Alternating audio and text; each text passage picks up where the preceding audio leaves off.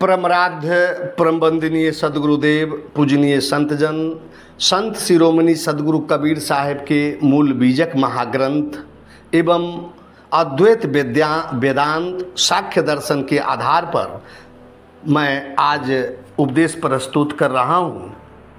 अत्यंत सरल शब्दों में आज मैं इस उपदेश में बताऊंगा कि जीवात्मा की उत्पत्ति कैसे हुई, महाप्रकृति आदि शक्ति कैसे सृष्टि रचना की, जीवों की उत्पत्ति कैसे की। आदि शक्ति को ही ऋषियों ने विभिन्न नामों अद्या, अष्टांगी, जगत जननी, महामाया, दुर्गा इत्यादि नाम देकर विभिन्न शास्त्रों का निर्माण किया। किस प्रकार तीनों लोकों की उत्पत्ति हुई, कैसे चार खानी अंडज, पिंडज, उष्मज, स्थावर तथा मनुष्य की उत्पत्ति हुई, ब्रह्मा विष्णु महेश किस प्रकार हुए, सूर्य तथा चंद्रमा कैसे अस्तित्व में आए, चारों खाने के जीवों के शरीर की रचना कैसे हुई, आदि शक्ति तथा निरंजन कैसे सृष्टि रचना का निर्माण किया। हे संतजनों, भारत का सर्वोच्च दर्शन अद्वैत वेदांत कहता है कि संपूर्ण ब्रह्मांड में एक ऊर्जा शुरू में था, उसे हम ब्रह्म कहते हैं।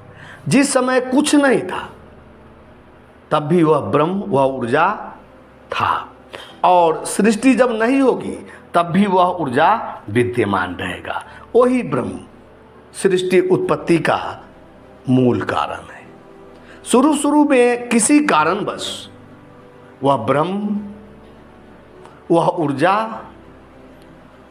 विखंडित हुआ और उसमें से दो ऊर्जा, जिसमें से एक को चेतन शक्ति और दूसरे हिस्से को महामाया की शक्ति कहा गया। माया शक्ति को ही महाप्रकृति कहते हैं।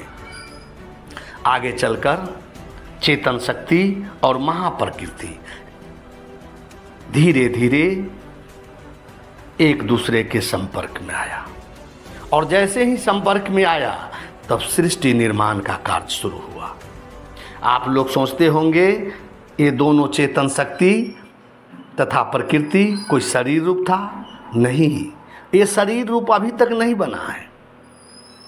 प्रकृति को ही पदार्थ कहते हैं। यहाँ तक तो समझ गए होंगे कि जब शुद्ध चेतना पुरुष और निष्क्रिय प्रकृति का एक साथ मिलन होता है तब सृष्टि का निर्माण शुरू होता है। फिर प्रकृति में तीन गुण उत्पन्न होते हैं, सत्व, रजस और तमस, और इन्हीं तीन गुण के संतुलन में असंतुलन होता है, तब सृजन की प्रक्रिया शुरू हो जाती है। इस प्रक्रिया के बाद मन, बुद्धि, अहंकार तथा 5 ज्ञानेंद्रियां, आँख, कान, नाक, जीभ, त्वचा और 5 कर्मेंद्रियां, हाथ, पैर, वाणी, गुदा और लिंग उत्पन्न होते हैं। फिर इन तत्वों को एक साथ मिलने से पूरा भौतिक जगत तथा तत्वों के मिलने के अनुसार जीव जंतुओं का निर्माण शुरू होता है। शुद्ध चेतन शक्ति, जिसे पुरुष भी कहते हैं, वह केवल दृष्टा है, साक्षी होता है, जो प्रकृति के विभिन्न रूपों को देखता मात्र है।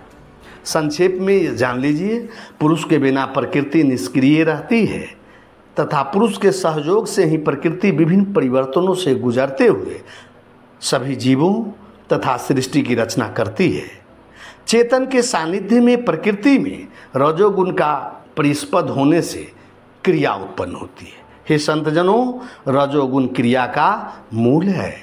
सतो, रजस, तमस गुणों की साम्यावस्था में विक्षोभ होने से मह तत्व अर्थात बुद्धि की उत्पत्ति होती है।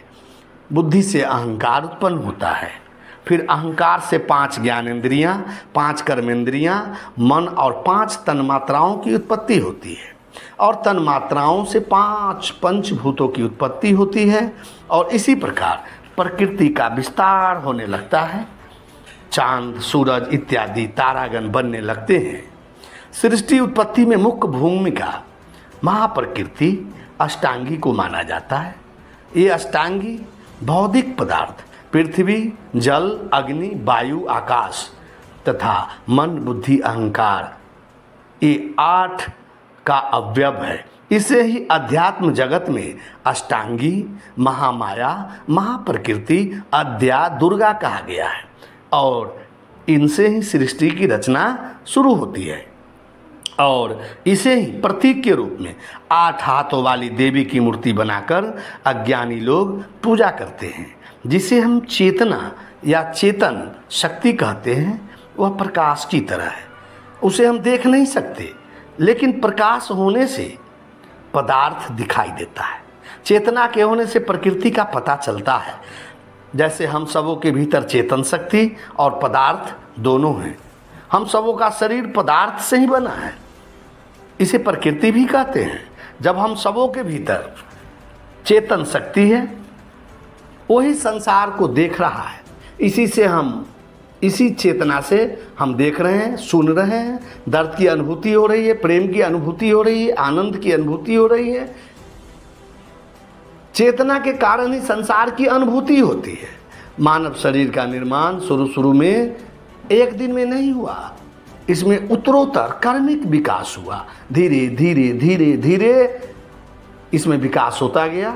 सबसे पहले इसके अंदर शब्द बना, फिर शब्द से के बाद ज्ञान उत्पन्न होता है, फिर आगे विवेक उत्पन्न होता है, फिर शब्द के आगे मन की उत्पत्ति होती है। मन को ही काल निरंजन कहा जाता है। हे संतजन, एक बात अच्छी तरह जान लीजिए, ब्रह्म ही मूल रूप से जीव है। ब्रह्म जब कुछ भी नहीं था तब भी था, और जब कुछ भी नहीं होगा तब भी होगा। इसी तरह जीव ब्रह्म ही है और जीव नित्य है, अविनाशी है। वह आदि अंत से रहित शाश्वत है। नाशवान का कभी आदि अंत और जन्म मरण नहीं होता, किंतु जीव अर्थात ब्रह्म जो अजन्मा है, अज्ञानवश अपने अविनाशी स्वरूप को भूलकर काम मोह इत्यादि विषयों में भूल जाता है और वह मन अर्थात काल निरंजन द्वारा अत्यंत दुख पाता है। हम कह रहे थे कि शब्द से प्रकृति का विस्तार होता है, अगले शब्द से जीवों के अंदर सहज भाव उत्पन्न होता है, फिर 7वें शब्द से संतोष उत्पन्न होता है, 8वें शब्द से श्रुति स्वभाव बनता है, 9वें शब्द से आनंद बनता है, 10वें शब्द से क्षमा की बनती है, 11वें शब्द से निष्काम भाव और 12वें शब्द से रूप रंग को पहचानना शुरू कर देता है, 13वें शब्द से नाम और 14वें शब्द से प्रेम भाव उत्पन्न होता है, 15वें शब्द से दयालुता का भाव उत्पन्न होता है, 16वें शब्द से धीरज धैर्य का बनना शुरू हो जाता है। इस प्रकार जीवात्मा प्रकृति से मिलकर मानव शरीर का क्रमबद्ध विकास कराता है। इसे ही अनुराग सागर ग्रंथ में सत्पुरुष के 16 सूतों के विस्तार को बताया गया है, लेकिन उसमें कपोल कल्पित बातें कुछ लिखी गई है।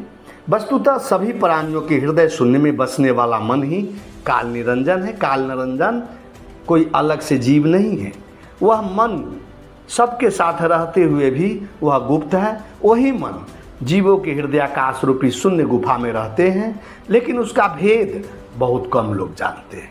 मन ही निरंजन जो किसी को दिखाई नहीं देता और जीव मन के वशीभूत होकर अशांत एवं दुखी रहते हैं। इस प्रकार जीव का मन निरंजन ही जीवों को दुख भोगों तथा जन्म मरण का कारण है। सदगुरु कबीर साहब अपने मौलिक ग्रंथ बीजक में कहते हैं कि काल काल सब कोई कहे, काल न चिन्हे कोय, जेती मन की कल्पना, काल कहावे सोए। यह मन रूपी काल निरंजन सभी जीवों के भीतर वास करता है और सबको अपने अधीन रखते हुए सबकी देहों की रचना अर्थात जन्म तथा प्रलय अर्थात मृत्यु का कारण बनता है। काल निरंजन ही प्रकृति यानी महामाया से मिलकर शरीर के भीतर सतोगुण ब्रह्मा, रजोगुण विष्णु, तमोगुण शंकर का प्रादुर्भाव कराता है, जन्म कराता है। बहुत से लोग सोचते होंगे कि ब्रह्मा विष्णु तथा महेश कोई शरीर रूपी देवता है। नहीं, ये अज्ञानी लोग जानते हैं।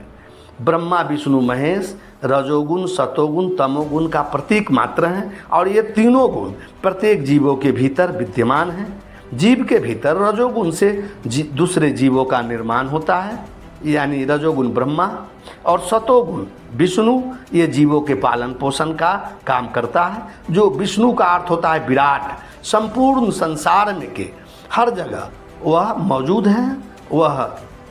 फिर अगला है तमोगुण। तमोगुण के प्रभाव से जीवों का प्रलय अर्थात मृत्यु होता है, इसलिए ये शंकर को मृत्यु का देवता कहा जाता है। ये तमोगुण का प्रतीक है। हाँ, तो हम सबों के जन्म लेने का मूल कारण मन रूपी काल निरंजन की चाल है। मनुष्य क्या, ऋषि मुनि भी तथा देवी देवता तुल्य जीव भी काल निरंजन से नहीं बच सके।